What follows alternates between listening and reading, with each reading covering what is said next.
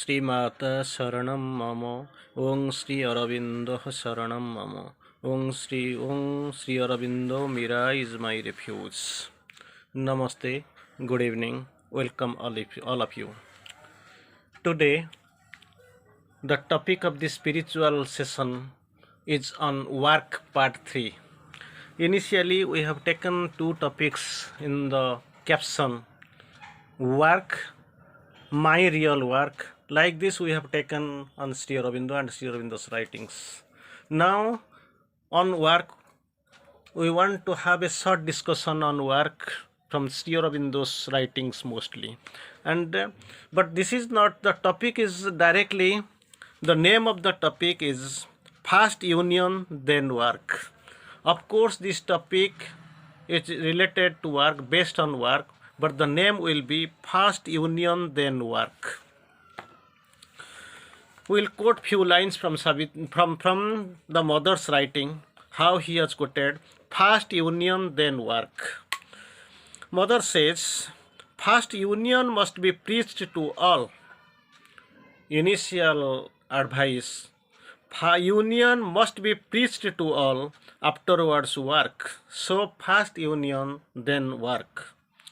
But for those who have realized the union, every moment of their life must be an integral expression of thy will through them. So this prayer, it actually advises us, first union must be preached to all, afterwards the work. But for those who have realized the union, who have realized this union, their every moment of their life must be an integral expression of thy will through them. This prayer was granted, came out. It was prayed on 16th May 1914 on page 143. Sri Aurobindo writes in Savitri also, this bond of sweetness, their bright union sign.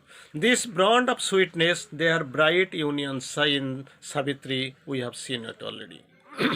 Then second quotation from mother we will take, and the individual work to be carried on simultaneously with the collective work is to become aware and take possession of all the activities. Very beautiful line it is written here by mother.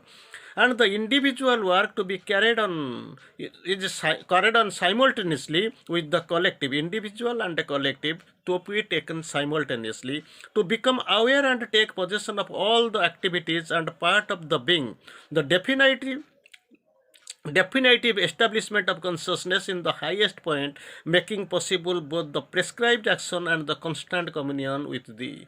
So this is the brilliant thing, individual and collective, everything has to be established, definite establishment of consciousness in the highest point, making possible both the prescribed action and the constant communion with thee. So everything will be in communion with thee, with the divine, work done either our individually or collectively, this will be in contact with the divine. Sri Aurobindo's one word in Savitri we can remember here, man is a dynamo in the cosmic work. Although his ego claims the world for his own use, but man is a dynamo in the cosmic work. So how the work goes on, Sri Aurobindo next line quotes here, nature does most in him the God high rest, God and the God the high rest. So what is the man's action? Only one thing man can do is to his soul's acceptance is his own. So even if he is a dynamo, he has been improved to the condition of the dynamo, still then he is a plaything, he is a small, his ego claims the world for his use, but only the condition, nature does most in him, God the highest. One thing he can do is he has to acceptance if the soul is important for him. Next mother says, may this instrument serve thee. May this instrument serve thee, conscious of being an instrument. Conscious of being an instrument, he knows that I am an instrument, I am here, Jatha nijuktosmi tatha karomi. So I am appointed here as a instrument. And may all my consciousness merged in thine, entire consciousness may it be merged in thine, contemplate all things with thy divine vision. So only being attached everything. May I be aware of this, and may I be conscious of the being instrument. I am a conscious being and a conscious instrument, that I have to know. Already in the divine work in mothers we have seen, if you want to be true doer of divine works, your first aim must be to be totally free from all desire and self regarding ego. All your life must be an offering and a sacrifice to the Supreme. So these separateness must go. Like an instrument of the divine we have to serve, like a slave we have to come. Sri Aurobindo is having two quotations are there, I can remember freely. One thing is whether I shall be a servant or a slave. Sri Aurobindo quotes it, God's servant is something but his slave is greater. Because servant is having some freedom, some time he can serve and he can be appointed in the divine work. The rest time he is free to move in he has got some option for his egoistic works and all. But if he is a slave, totally he is dedicated, he is devoted, he has been sold to the divine. So Sri Aurobindo quotes, God's servant is something but his slave is greater. In the next page, Sri Aurobindo quotes also, be a servant only to the divine, not to any other thing. If you want to serve the divine, to become a slave of the divine, only become the slave of the divine. No slavery towards any instrument, however great they are, they feel, they seem to be, but be only the divine be only the servant, the slave to the divine only. Sri Aurobindo also quotes in Savitri, I yoke thee to my power of work in time. I yoke thee to my power of work in time. I have yoked you don't have anything to do, because I have chosen, I have selected, I have yoked thee to my power of work in time. Next, mother writes, O Lord, grant that I may have no other will than thine. I may have no other will than only thine. As Kunti at the 11th moment when she was freely allowed to ask a boon, she told Krishna, give me only pain. Why? You can anything you can ask. But actually she says, if you give me pain, with this pain, whenever I am facing the pain, I am suffering from pain, then I will be in a position to call you, to remember you, to be conscious of you. So pain is the only thing that I need to become aware of you, to be conscious of you, to call you. So give me pain. Like this mother writes here, O Lord, grant me that I may have no other will than thine, only thine, no other will, only the whatever I will be are bounded only for thee, and that all my acts may be an expression of thy divine law. I will be only thee, I will be possessed by thee, I will live for thee only, there is no other go, only thine, and all my acts may be an expression of thy divine law. The law, it will be bound on me. I am here to be carrying forward thy divine law. Sri Aurobindo speaks in Savitri, and her acts the living body of his will. All thy acts, all his acts, and all her acts the living body of his will. What she wills, the divine wills, his acts will be like the living body of his will. Then another quotation, another line we can remember from Mother. Thou must accomplish the work of transfiguration. Thou must accomplish the work of transfiguration, nothing else. That is the high task. Thou must teach us the path to be followed.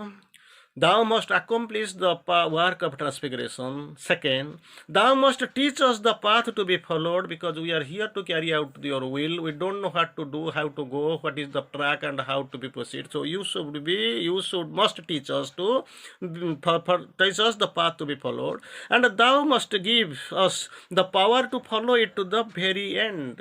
Until the end, you must be there giving guidance. You will be carrying over us. That we are here to carry out thy will. But actually only thy will be done. Thou must teach us to be the path to be followed, and thou must give us the power to follow it to the very end. There is a truth to know, a work to do. But actually thing is that everything is possible only if all can be done, if the God touch is there. All shall be done in the God's transfiguring hour. So we have to, we owe to thee, guide us, teach us, guide us, and carry us towards the end. Again, mother quotes here, there is a truth to know, a work to do, to be at once a passive and perfectly pure mirror, turned simultaneously without and within, passive and perfectly pure mirror, to the results of the manifestation and the source of this manifestation, so that the consequences may be placed before the guiding will, and to be also the realizing the activity of that will. This, more or less, is what human being ought to be. Very brilliant thing it is written. There is his great transparent mirror self. We want to be at once a passive and perfectly pure mirror, turned simultaneously without and within, to the results of the manifestation and the source of this manifestation, so that mirror, so that the consequences may be placed before the guiding will, and to be also the realizing activity of that will. This, more or less, is what the human being ought to be. Savitri, one line I can remember, there is a great transparent mirror, self. So we are going to the another thing, to combine these two attitudes of passive receptivity and realizing activity. Two things to combine, two attitudes of passive receptivity and realizing activity, is precisely the most difficult of all things, and that is what thou expected of us, O Lord, and as thou expected of us, there is no doubt that thou wilt give us the meaning of realizing. These two things are necessary, two attitudes are required, and thou and only thou wilt give us the means of realizing it. Thou art sees, in Savitri also one line which I can remember, thou shalt see the self and God as by him they are seen. The next line is there, it is a veritable work of creation we have to do, to create activities, new modes of being, so that this force, unknown to the earth till today, the force earth knows not, may manifest in its plenitude. And the Savitri also one line we can recall, and give him to man as his stupendous work. Then again, very beautiful line is there, we can recall here. In that travel I am consecrated. We have been consecrated, O Lord, for this word of what thou wanted me and wanted of me. But since thou hast appointed me for this work, thou must give me the means, that is the knowledge necessary for realization. That also you have to give the necessary knowledge. A labor of the gods impossible. We shall unite our efforts. The entire individual being will concentrate in a constant call for the knowledge of the mode of manifestation of the force. And thou, supreme center of being, O Lord, thou, the supreme center of being, thou wilt emanate the force fully, so that it may penetrate, transfigure, and overcome all obstacles. All obstacles will be penetrated. Everything, thy force will penetrate, transfigure, and be overcome all obstacles, so that we grow the vessels of the creative thought. It is a pact thou hast signed with the worlds of individual life. Thou hast made a promise. Thou hast sent for these worlds for those who can and which can be fulfilled, who can fulfill their promise. This now demands thy integral help, so that what may be promised must be realized. As it is realized, you must give your force, so that things will be achieved and that your promises will be fulfilled up. We must renew the sacred bond in things. And to the end, in us must take place the union of the two wheels and two currents, so that their contact may be spring forth to the illuminating spark. And since this must be done, this will be done. So, Savitri, to conclude here with Savitri, this is our deepest need to join once more. Thank you. Vande Matram.